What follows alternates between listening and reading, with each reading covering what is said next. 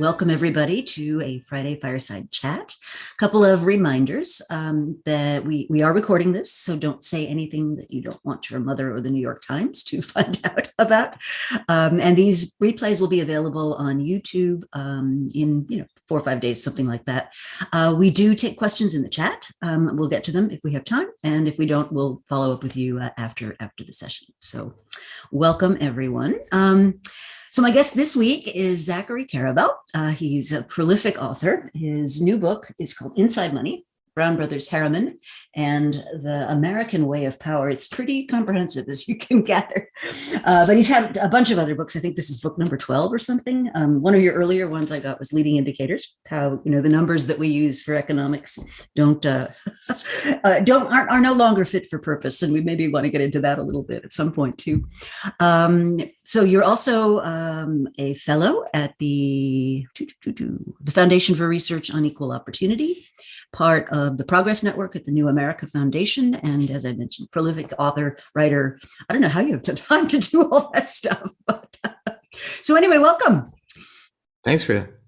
So Zachary and I first met, and I think this is supremely ironic given your recent book. We met at a place called Arden House, which is up in Harriman, New York, exactly. When you were attending a course that I was running at one point, and that was back in the day. It was a while ago. It was 2003, 4, something like that. Wow. So tell us a little bit about your journey. How did you get to be, where you are? Because you've done so many things. You've authored for famous journals, you've written books, you've been a commentator, you've started this foundation. As I've said, I find those questions much harder than, who are we? What's the nature of capitalism going forward? What's American power going to be? Those questions of like, how did you become yourself strike me as infinitely more complicated. Oh, sorry. Well, you can only tell the bits that are important to you. I was an academic. I decided I didn't want to be an academic. I got a PhD. I knew that I wanted to write books, and I was an author in the late 90s in New York during kind of the first internet bubble craze. I started doing a lot of day trading because I was bored and everybody was day trading. That was the time when the joke was you'd go into a taxi and you'd have a running conversation with your taxi driver. This is pre-Uber, about what Yahoo's stock was trading at post-IPO. And it's always a danger sign, right? Always a danger sign. Although, in the greater scheme of things, the bubble was a bubble, but the transformation of the economy into a digital economy was real. So, it wasn't all nothing. And I was antsy, and I didn't really want to be a full-time writer just because it wasn't enough for me, energetically. I'm also I wanted to be more engaged, right? When you're writing, this. When you write a book, you are always basically taking a step out and observing. And there's a difference between ideas and action. They're both crucial and they're both essential and they both make the world go round. But I kind of wanted to be a little more not just talking the talk, but also walking a walk. And it was somewhat between going into an internet company and going into the finance world. And because of 9/11 and my girlfriend at the time, who then became my wife, whose father had a financial firm in the World Trade Center and everybody died. And he called me up and said, you got to come work for my company. So I did, because I would have if it had been a tire manufacturer in Passaic. And so some combination of nepotism, tragedy, and skill, I ended up in that financial world. And I had two conditions at the time. I said, look, I will do this. I obviously want to do this. I didn't really know him at the time, but I'm not going to stop writing books, and I'm not going to take out my earring. And he's like, fine, the books, as long as they don't get in the way of work. And I said, look, I'm not golfing on Saturdays, and I stay up late at night. So I kept writing books. Mm-hmm. He said, I'll get back to you about the earring. And then he said, no, it's great. It'll appeal to like the young demographic. You can be on TV. We can be like the hip money management firm. So I did that, and then I ran a hedge fund, and then I was the head of strategy for a pretty considerably large financial technology company, and then I kept writing books. And this book is probably the closest integration, and a couple of others too, but this is in many ways an integration of my prior life as an American historian and academic, and the 20 years I've had in the financial world. And it's a nice synthesis marriage. Yeah. Mm-hmm. I can see that. So you had really unprecedented access to their archives, as I understand it. Yeah, although to be fair, anyone could have unprecedented access, because they had 150th anniversary in 1968. Brown Brothers Harriman did, and as people probably don't know, because it's not it was a household name and is now basically a vestigial memory of Wall Street. It still exists, but it's the oldest financial firm still in existence, which doesn't make it book worthy, right? A long life is not necessarily an interesting life, but in many ways, I think they had a very interesting life. In 1968, they put their founding at 1818, which I frankly disagree with, and that we don't have to get into that, but they commissioned a corporate history, as people are wont to do. And the gentleman who was commissioned took 4 years, gathered all of their archives in one place, and then at the end of it deposited those boxes, about 120. I mean, I don't remember the exact number because some of them are photographs, and 120 plus boxes are deposited at the New York Historical Society. So anyone can go and look at those. You don't need permission from the firm to access their historical record. And I don't write a whole lot about the contemporary firm, not because they're not viable and not because they're not ongoing, but they're not, part of the point of the book is they're not really a stunning story narratively in the past 30 years.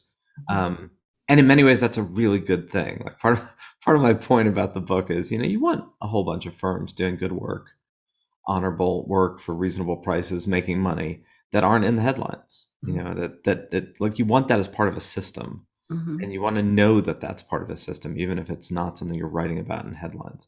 So I did have their cooperation, and I did have their goodwill, and I did want to assure them that what I was writing was going to be honest, right? I write about slavery, I write about their role in American imperialism, but by no means, I don't have an agenda of, oh my God, look at the evils of capitalism, or for that matter, an agenda of, oh my God, look at the virtues of capitalism. And they have a culture of, they don't want to be in the news. So the idea of writing the book initially for them was anxiety producing. They are the kind of culture that every day their name is not in the news is a good day. So the prospect of a book that would receive attention, and for better or worse, this book has received some attention, would made them nervous, right? And I did, I think, I respected that concern and kind of walked them through it, and because I do think it ultimately is a very positive book about their legacy, and I think they see that now. Well, what a lot of people don't realize is just how much power that firm wielded at one point. The shape of our modern financial system, the infrastructure, the dollar. A lot happened in the nature of what they were doing that I think is understood. But I think one of the more interesting questions you do ask in the book is this question of what's enough. Yeah. And there's been a kind of a minor through line since the 1970s of people questioning the more maximizing part of capitalism, as opposed to when is enough. Robert Skidelsky, who was the great grand biographer of Keynes, actually wrote a book with his son about 10 years ago called When is Enough? It's people have been asking this question about particularly developed world capitalism for the past 50 years. So I'm by no means unique, or I think, particular in that question, but raising it through the lens of a financial firm partnership that still makes considerable amounts of money, just not crazy money. The firm today is about 5,000 people. They have about $2 billion in revenue, $500 to $700 million in profit, which is, a lot of money in human terms, but it's not crazy hedge fund money, and it's not Goldman Sachs money. And part of the question is, they are a firm in the past 30 years that was content to be what they are and didn't strive to be something that they're not. And there's a vignette at the very end of the book where they were doing a lot of business in the 1980s. They did it's a very wonky part of the financial industry where they were harmonizing foreign bought stocks in US dollars and clearing them for US mutual funds, right? Not really sexy stuff, but really essential if you're going to be a US investment firm buying foreign stocks. How do you price it that night? And they were getting all this business from huge clients, Lloyd's of London and Citibank and Goldman, because they were really good at this. And in the book, you'll understand why, because they had been part of the transatlantic commercial system since really that transatlantic commercial system got invented and evolved from 1800 between the US and the UK. Mhm. But they were getting too much business, more business than they were set up to handle. Mm. And one of the partners told me, look, the typical answer beginning in the 1980s, when deluged with clients wanting to hire you, would have been for the partners to have an emergency meeting, sit down and go, how many offices do we need to open? How many people do we need to hire? How do we need to scale up to match the business? And they said, we don't want to scale up to match the business. We want to be a partnership. We want to be private. We want to be the size that we are. And their question was, what business is appropriate for our size, not what size is appropriate for our business. And they fired their clients. They basically wrote them a letter and said, I'm sorry, you'll have to take your business elsewhere because we can't meet it. And we're not going to expand in order to meet it. And I thought that was a really telling anecdote, true story of a firm's culture that seemed so antithetical given what I know most companies and certainly what most financial firms do. Mm-hmm. Yeah, absolutely. The culture really changed. And I thought it was interesting in the book that you pin the kind of moment we all became aware of this to the 1987 movie Wall Street.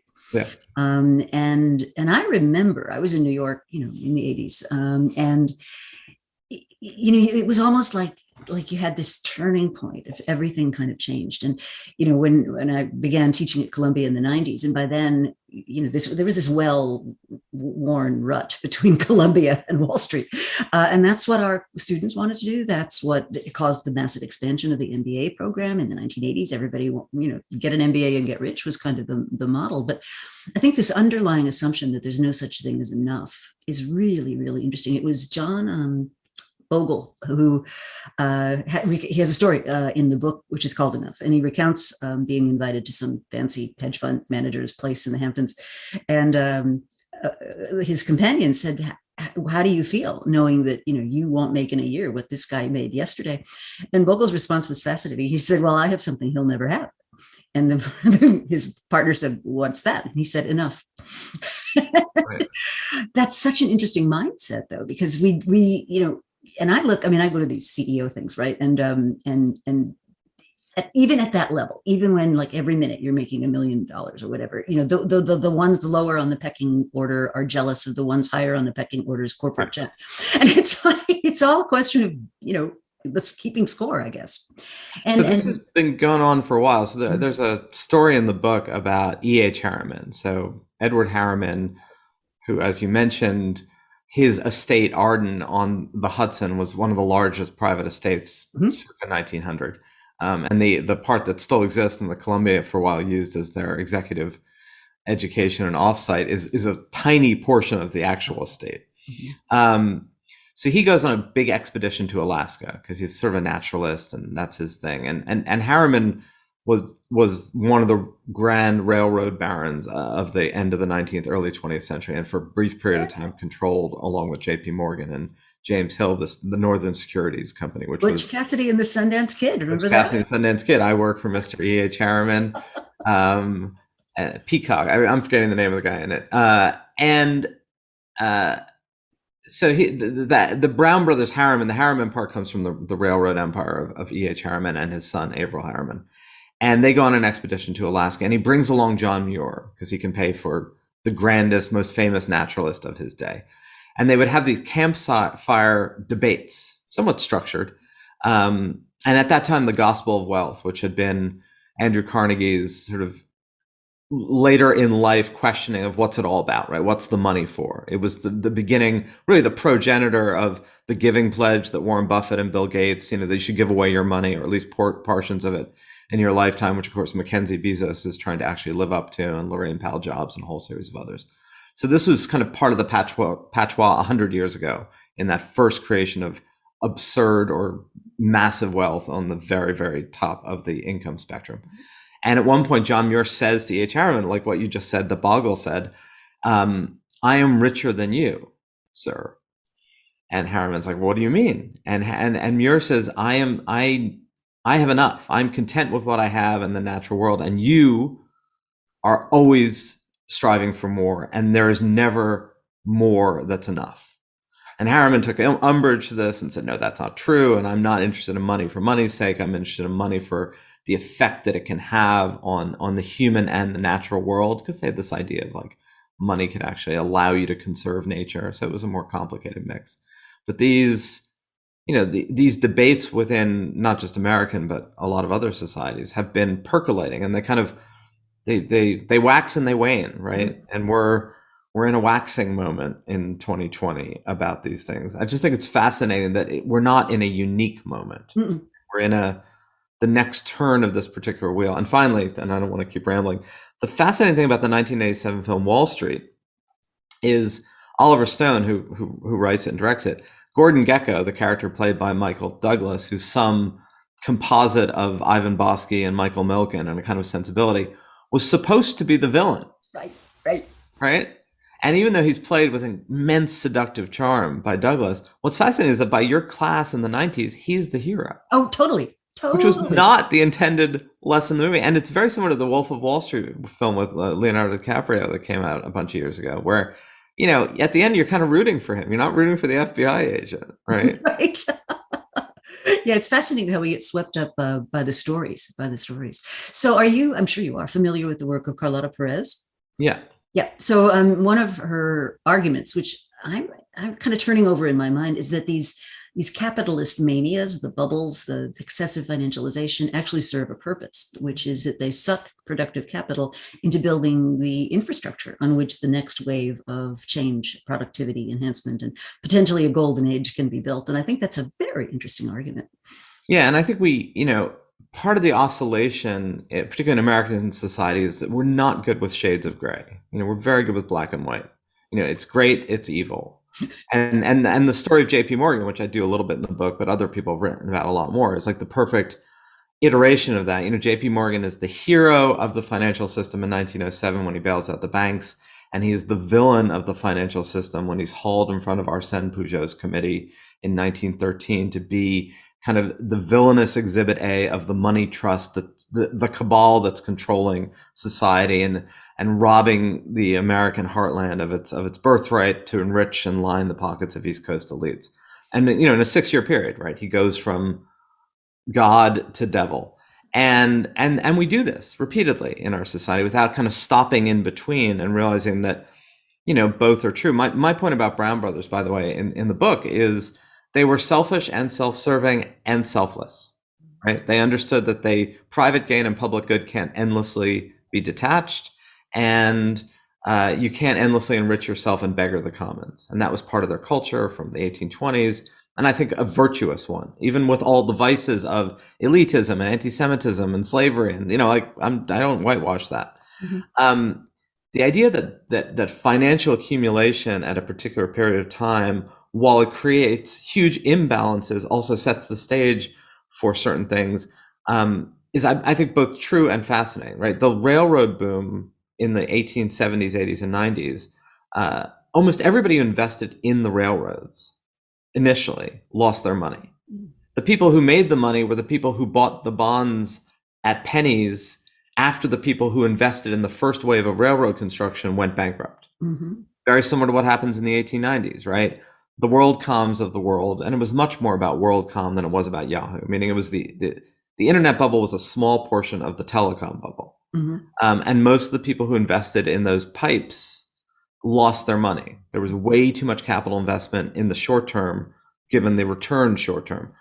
But if those pipes hadn't been built and those railroads hadn't been built, you don't have the 20th century industrial next stage of American power. And if those pipes hadn't been laid, pipes meaning the fiber optics, not lead pipes, the pipes of the 1990s, you don't have the internet boom mm-hmm. of the aughts and the 2010s.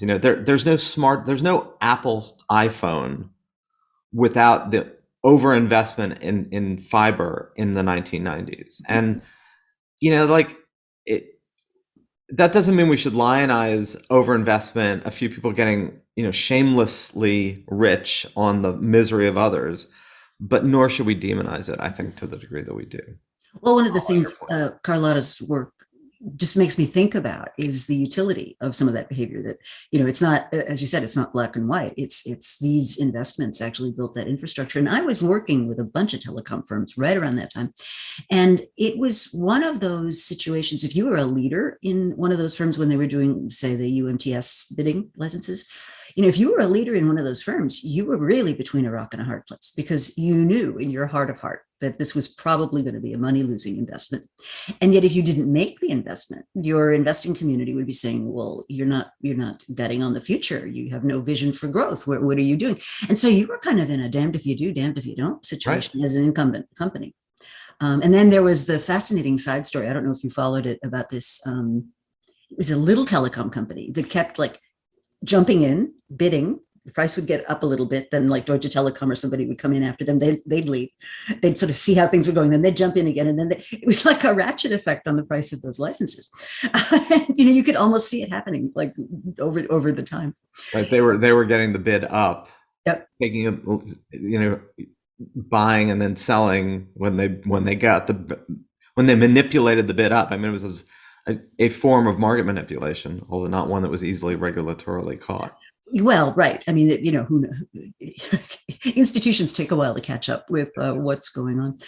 So one of the things that you talked about in the book was this idea that, as you said before, that their class could not thrive unless everybody did. Do you think that we're at a moment where we're starting to, here and now, begin to have that conversation more realistically? I don't know, right? I mean, I know on the one hand, you have the business roundtable, you have CEOs like Larry Fink of BlackRock, to some degree, Jamie Dimon in the financial world. And then, of course, CEOs like Herbert Joly of Best Buy. And there's clearly a move globally toward at least the patois of corporate responsibility and corporate citizenship, and the idea that the purpose of a corporation is not purely to enrich shareholders, that there are multiple stakeholders. I don't love the stakeholder jargon, by the way. I don't know why. I guess because it's the way it's used. But the idea that a company and a collective has a series of responsibilities that are interlinked, and that if you pursue any one of them detached from the others, you ultimately create severe societal imbalances. Look, I think that's vital. And to the degree that there were elites in American capitalism in the 19th century who kind of understood, not always consciously, what I keep jokingly refer to as the Spider-Man view of society, right? With great power comes great responsibility. Mm-hmm. And a lot of these elite institutions like Groton and these private schools in the late 1900s, and then even the elite schools like Yale et al., they were partly in the business of training the elite, and they were all young men, and they were mostly white young men, training them that they had responsibilities as elites, right? That they couldn't just be in it for themselves. They had to kind of be in it for their class, but for their country, for their society. And the turn in culture in the 60s and 70s against that elitism, mm-hmm. partly because of the effects of Vietnam, partly because of a sense it was anti-democratic and hierarchical and exclusionary, all true. Mm-hmm. It was exclusionary. It was, if not anti-democratic, it was kind of questionably democratic. The idea of like the people are too dirty and unpredictable to be left to their own decisions. But the flip side, but you had an elite that believed that it had a responsibility to society, and that their actions implicated not just their own world, but the globe, in the case of the mid-20th century American elite and the power that mm-hmm. the United States had globally.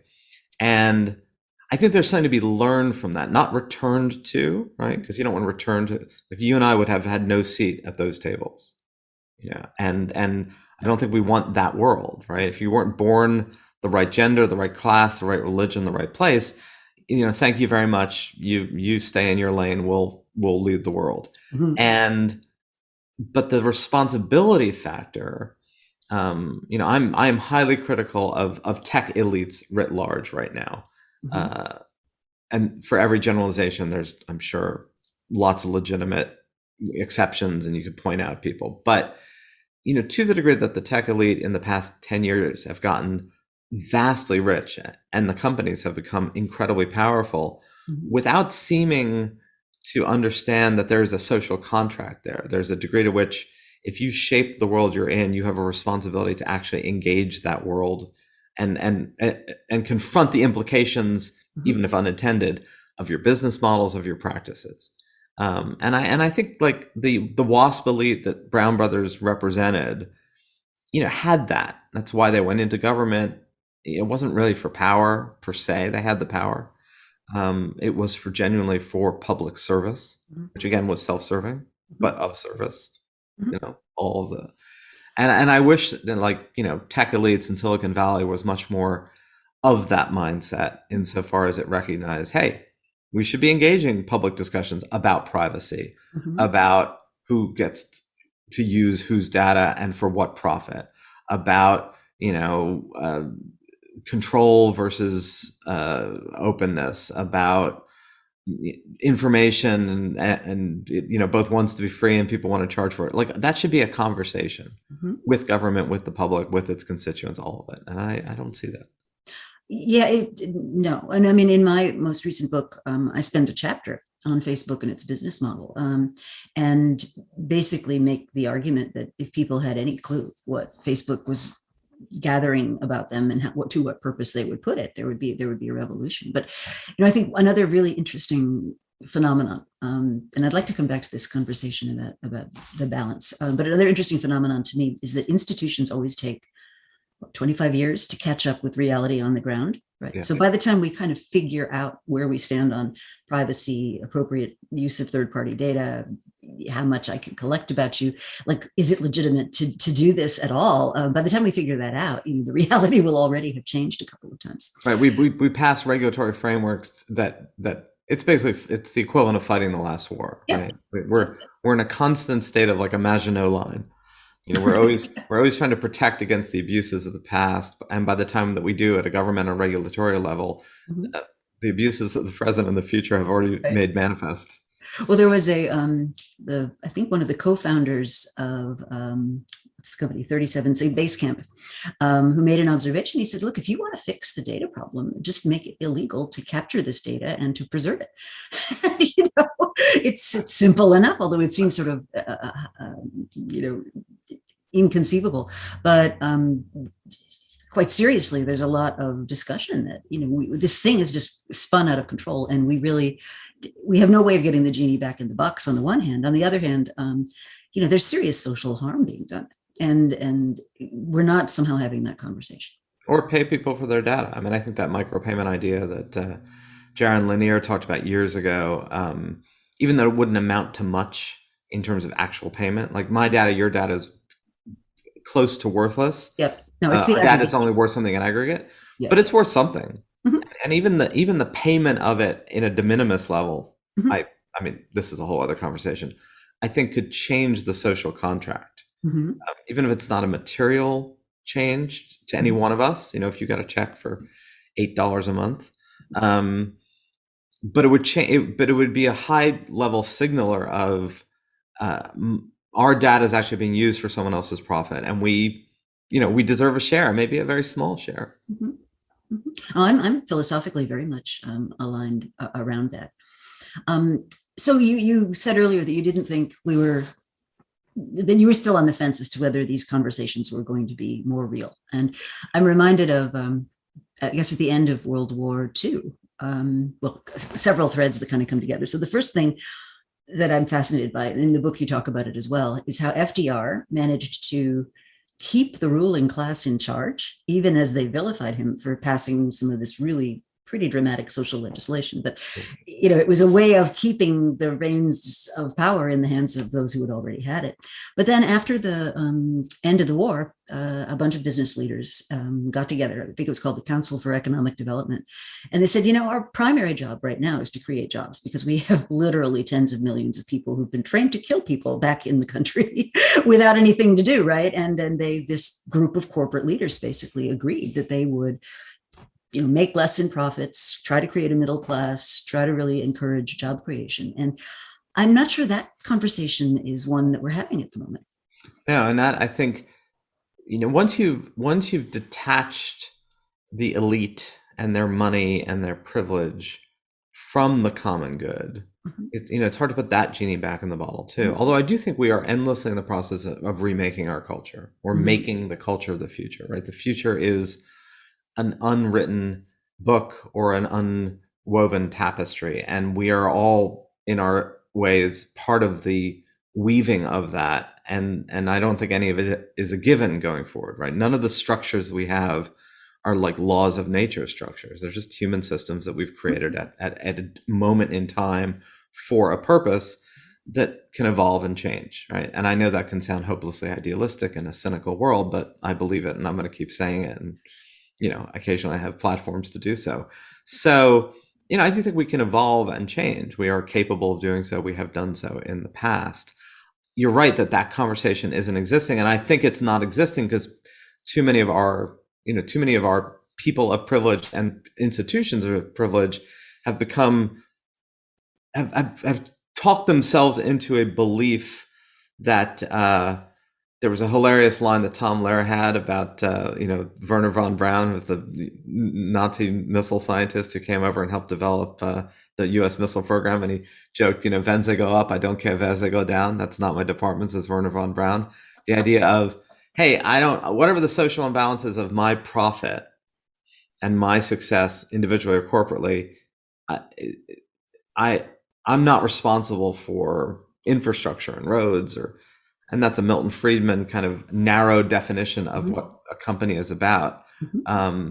I see a lot of individual change in that, and I see a lot of absence of individual change in that. There's certainly nothing comparable to what happened in World War II, where in fact, American elites also believed that because they perceived there to be an existential threat of communism, that unless the world around thrived, unless Europe thrived, and other parts of the world, that the American system would be imperiled, and therefore they would be too. So they spent a lot of money. The Marshall Plan and aid to Europe was not altruistic, right? It wasn't like, it was pretty much, we have to spend money to create markets, or a vacuum will be created, and then communism will come in, and then we won't have markets. But it was still an understanding that there is a larger context here that we are both individually and collectively responsible for. Well, one of the things that we see now is, as we look at the conversations about things like structural racism, how many of these structures,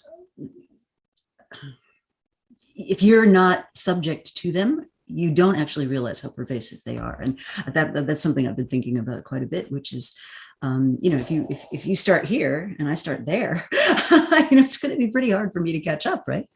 And I think that's a very interesting conversation, which I hope we are going to have more of, because I think that's another situation which hurts everybody, right?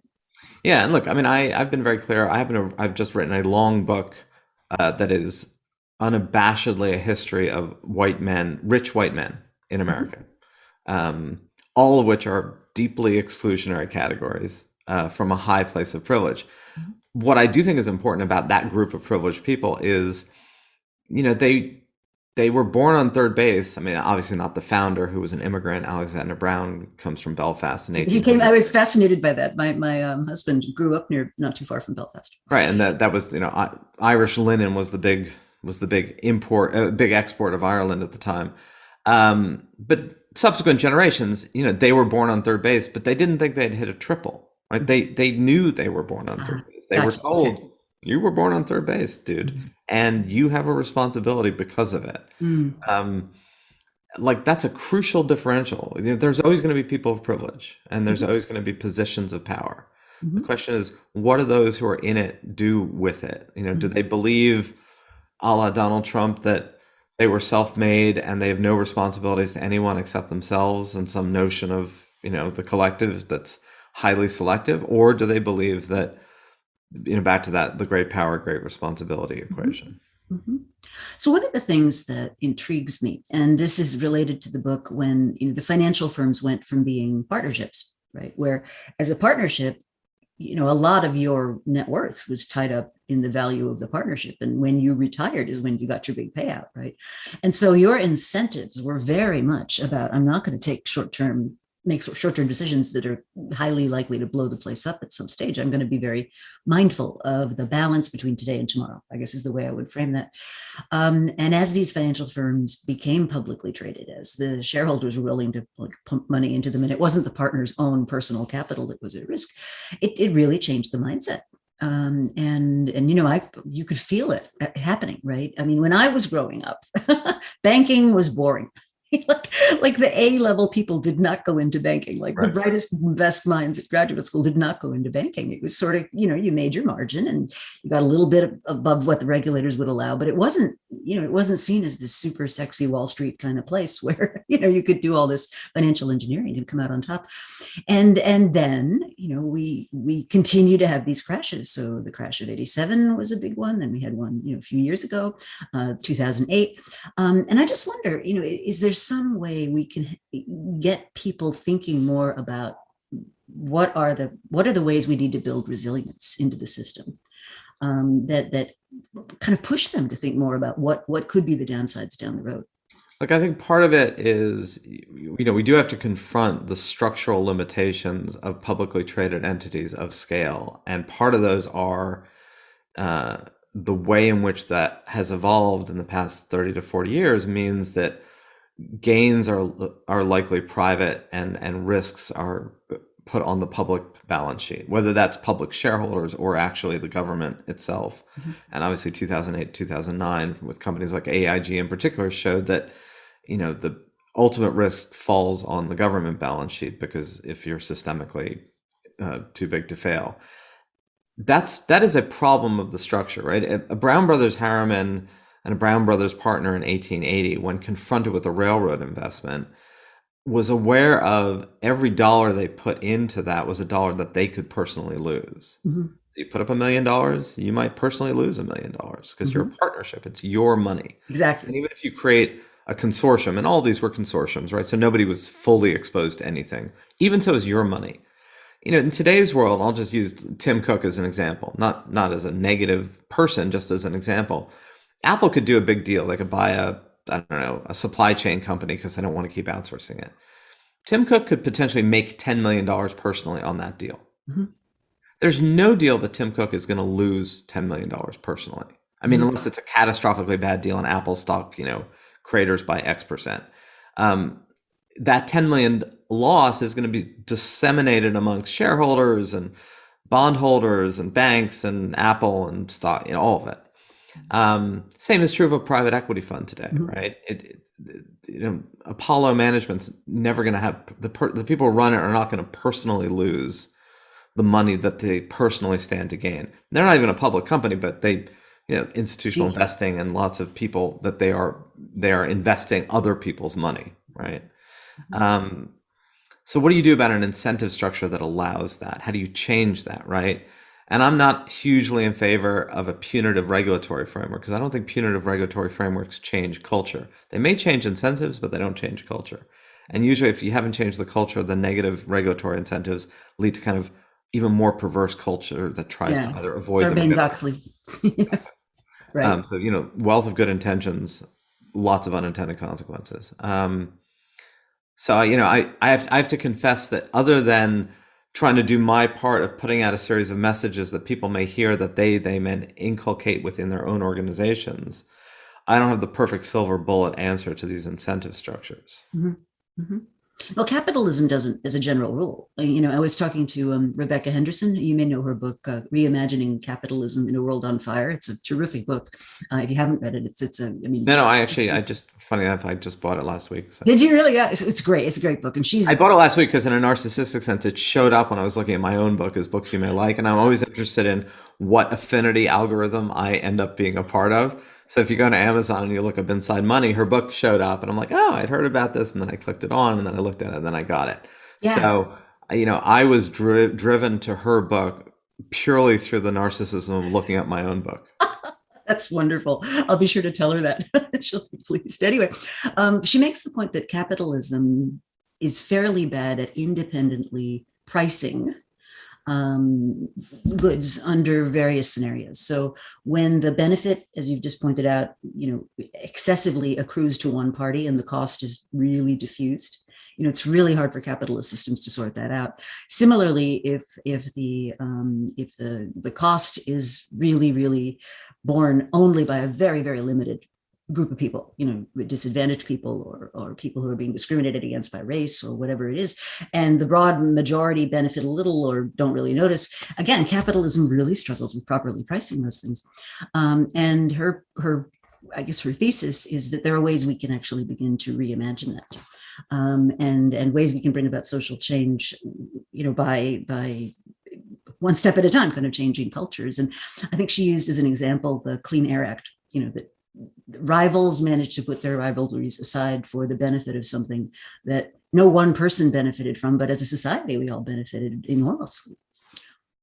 Yeah, I'm sure, there are lots of interesting ideas out there about, back to the versions of paying individuals for their data because other people are profiting from it. I mean, you could certainly within a company socialize gains a little more within a capitalist system, and not stratify them to the degree that they often are. And again, there are some particularly private companies that do this, right? Because they're not answerable to a certain demand of public investors about how profits are utilized, right? And there are some indications of this changing, right? I mean, Walmart has been progressively, small p, progressively raising wages for its employees more rapidly and independent of either a federal minimum wage raise or states. Again, this is partly self-interested. One, it forestalls bad PR, it forestalls legislation. It also turns the 1.5 million workers, or however many number it is right now at Walmart, maybe it's closer to 2 million, into viable customers, right? If you don't pay your own workers of that scale enough money to actually shop at your stores, you have denied yourself a massive, almost embedded customer base, right? So there is a real self-interest in paying your own workers at a place like Walmart more because they then become your customers, which is not quite the same at other firms, right? You don't have the same dynamic at Honeywell, right? No Honeywell worker is going to buy an engine, or an aircraft brake shoe. Right.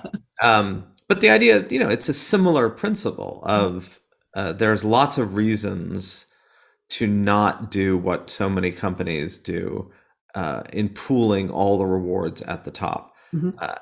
And look, I mean, companies have found with visionary or at least strong-willed corporate leaders that if you essentially tell Wall Street and Wall Street analysts to go, what, right? Like, no, I'm going to raise wages. I don't care if that cuts into my quarterly earnings because it's good for my business, or I'm going to reinvest in the business. I don't care if that depresses my Q3 forecast. This is what's going to build long-term value. The fact is, Wall Street will ultimately follow that lead. Oh yeah. We actually have a metric that we use. It's called the imagination premium. And basically, it's a way of breaking down a company's market cap into what investors expect from you just because you're throwing off so much cash, the value of operations, and the value of growth, which is, you can work out how much is due by having out from operations. And if you're worth more than that gives you this imagination premium. And what we've found is very, very high imagination premium firms basically have everything priced to perfection. But if you can deliver, right, you're fine. So like Amazon, I think their imagination premium is like 4. I mean, in other words, like a quarter of the company's value actually comes from the cash flow it generates from operations. Everything else is for growth. Now, if you're low, if your imagination premium is too low, and this is where I really get intrigued at these CEOs talking about, the short term, the short term, the short. If you have a low imagination premium, you are highly likely to attract an activist. You are highly likely to be, get a hostile acquisition attempt. Your CEO is highly likely to be shown the door. So we've actually got some research that shows that it's highly correlated with what happens to that leadership team. So one of my hopes is that and metrics like it can start to be something that we build into the mix more, so that a board could say to someone, hey, why, Wall Street's not buying your growth story, right? Let's talk about that. But I think unless that kind of pressure starts being put on leadership, you do have this, you keep the wheels turning, how's the quarter going to work out kind of mindset. Of course, then you have the Brown Brothers Harriman conundrum, which is they probably have a very low imagination premium in their business, very high cash flow premium. Mhm. But they have a culture, back to what I said of that partner in the 1980s, saying we're not going to scale our business to meet demand. We're going to curtail demand to meet our business. Mhm. Um, part of my point in the book, both directly and indirectly, is you don't want a system composed of only one culture, right? Right. So, like Brown Brothers as a firm would never have invested in Amazon or Elon Musk. And they're not even an investment firm in the traditional way now. They're much more of a commercial bank and a wealth manager. But the point being, risk capital at that level just wouldn't have been their culture. And I think part of the point is you want a system composed of a variety of temperaments, right? You don't want everybody bullish. You don't want everybody bearish. You don't want everybody going for the gold ring and 100x return, but you don't want no one doing that. And part of what I say in the book, and I've said in interviews, is the ratio of risk capital to stable system capital has gotten way too skewed in the past 30 years, where far too many people are jumping in the risk end of the pool and not enough people are jumping in the risk management end of the pool. Mhm. But you don't want everybody in one end, Right. right? It's not like, I think a world composed only of a Brown Brothers mentality would be too static. Mhm. It would be not innovative enough. Mhm. Well, that's one of the claims that gets made for a lot of European countries, right? Right. That their leadership and their business cultures, I'll just pick on France as an example, are so too much in the stable side of things that they don't have the dynamism that a faster growth economy might. And that's a totally legit criticism. I just think the balance has gotten way skewed within American, particularly financial capital, but it's also true in the large publicly traded companies. It's true it's true in a lot of areas of the American economic ecosystem. And I think it's the ratio issue, right? You want risks to be a smaller portion of your overall system than the predominant portion. Mhm. I know you've taught this for years. It's making people mindful of the fact that money is power. Mhm. But as power, it has the power to destroy just as much as it has the power to create, a la Schumpeter, right? And those at the epicenter of money in particular, the distributors of the conduits for, should be mindful of the quicksilver nature of what they have at their disposal. It's like you don't want your nuclear scientists to be promiscuous about using it, right? Mhm. You want them to be mindful of using it, and I feel the same way about money in Mhm. our system. Mhm. So let's talk a little bit. Got a few minutes left on about the Progress Network, the New America Foundation, because you're putting time into that, and then the fellowship at the Foundation for Research No on fellowship. Equal Opportunity. Yeah, I'd be just interested in hearing what some of those organizations are. What are their So, goals? um, the Progress Network I created at the heart of the pandemic. I had meant to launch it before the pandemic, but ended up launching it at the very end of 2020, so less than a year, of which you are now a proud member of nearly 100 people. And the idea was, we live in a world where there's a cacophony of bad news and a kind of a generalized conviction that the world tomorrow is going to be worse than the world today. And certainly a pandemic world combined with a, post-financial crisis world combined with a, globally weird world has not done anything for most people's enthusiasm about the present or the future, particularly in the developed world. Optimism and sensibility about the future differs greatly by country. Places like Asia and China tend to be more optimistic about their future because they've been in a rising curve. Places like Western Europe, the United States, Latin America, to some degree, have tended to be much more pessimistic, partly because we've crested in our growth profile, partly because we're so affluent. It's partly a product of success. Anyway, the point being, we live in a world where there's just a cacophony of bad news and a media culture that uses bad news as a way of attracting attention, because that's just human nature. I'm not really demonizing the media in that. But there's a lot of people who are talking about how we solve problems we have, or that things are not, the optic of things being as negative as we think is a distorted one. That there's a lot of good going on, there's a lot of change, there's a lot of progress, but we don't tend to pay attention to it for the reasons I just said. Mhm. And I feel like we have a real, both an optimism deficit and a pessimism imbalance in our public narrative. And that there's a lot of people who are individually offsetting that narrative, but because they're individual and they're not a collective, they're always less than the sum of their parts. So a lot of people who are part of the Progress Network, like you, or Fareed Zakaria, or Tom Friedman, or Anne Marie Slaughter, or Steven Pinker, or David Brooks, Bina Ventikaram, there's a whole slew of people of multiple races, genders, ethnicities who are prominent in their worlds, but are atomized in a culture where the dominant narrative is we're screwed. And that if you could bring them together and create some network and create a real network effect, you'd create more critical mass that would help us latch on to, we might have problems, but we're solving them, and we might have solved more problems than we pay attention to. And partly from the belief, not that I'm Pollyannish about any of this, that if things are going to hell in a handbasket, it will not be for lack of multiple voices saying that we are, warning about it, highlighting it. Mm-hmm. Right? That waterfront is well covered. The we're screwed waterfront is well represented. But what, the central question I'm asking with the Progress Network is what could go right? Mm-hmm. We spent a lot of time looking at what could go wrong. I love that. I love that. What could go right? Launching a podcast next week, by the way, for those interested.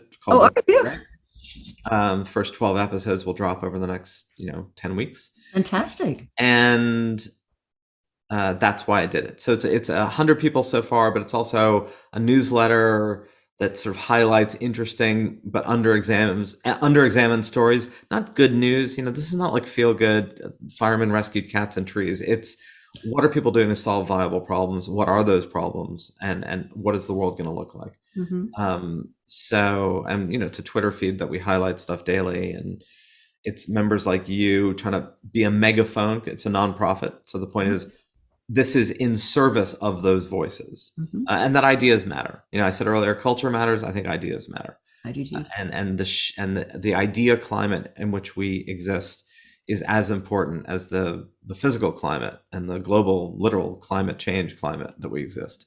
So this is like an idea climate change network. I love that. Idea climate for the better.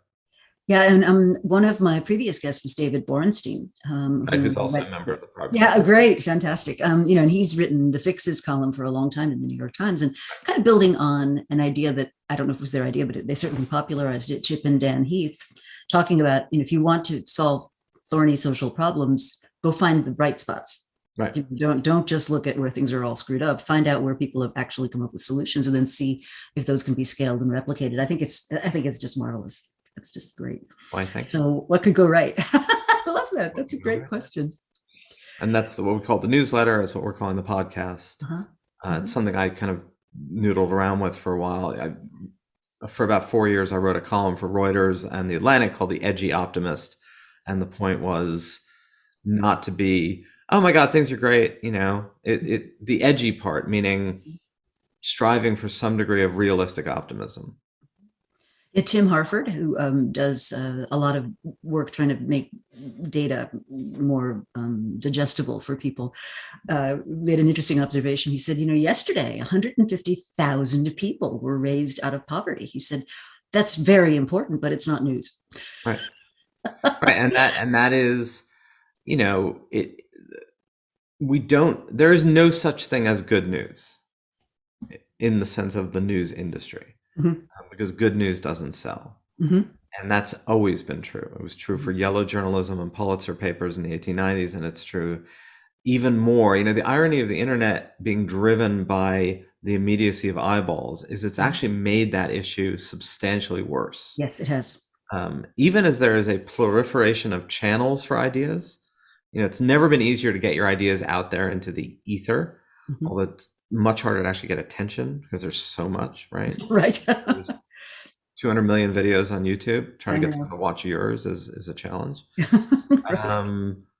But it's much easier when you're on the soapbox, right? My question has been, can you get on a soapbox and declaim with urgency, everybody calm down?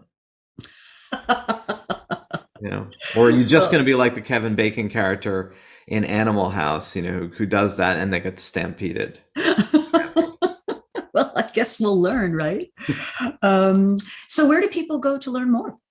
So you can go to www.theprogressnetwork.org or look up the Progress Network on Twitter or LinkedIn, or we're actually have an Instagram, like we do a daily dose of progress on Instagram, wow, pointing out that's fun data, literal data, not opinion, and then and sign up for the newsletter. Awesome. Oh, that's great. Well, it is so nice to reconnect with you, and we should not let it be so long in between conversations going forward. I was going to say there's actually a fireplace much like yours right next to me, but I couldn't get it in the Zoom frame. But I thought it would be very funny if we could have had a fireplace chat. Fireplace. Absolutely. It's there. I promise. It's right there. Not all. Well, thank you. Well, thank you so much. And I'm definitely part of the network, and I'll be looking forward to see what we can pull off in the months and years to come.